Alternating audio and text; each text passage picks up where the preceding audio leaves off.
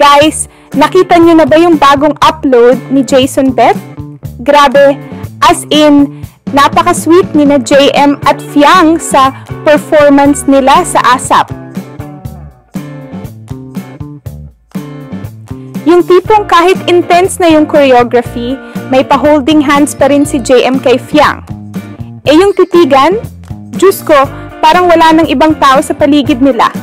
Alam mo talagang intentional yung kilig, Pero wait, kasama rin nila si Jazz.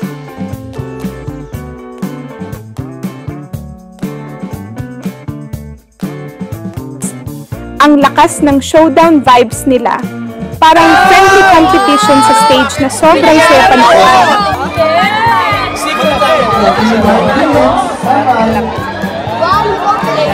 Si Jazz, todo bigay sa moves, tapos sina JM at Fiang, bigay din, pero may bonus love team energy.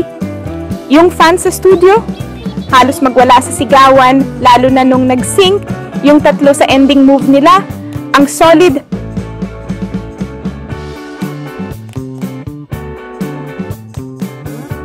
Ngayon, viral na yung video ni Jason Beth, syempre, certified #1 JM Fiang fan yan, at puro JM at Fiang forever, yung nasa comments.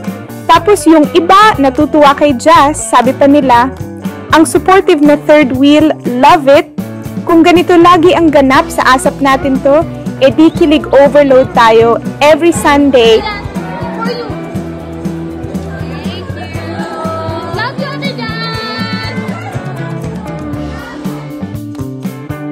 Mga ka-show, bye! Don't forget to like and subscribe for more JM Fiang Kilig Overload videos.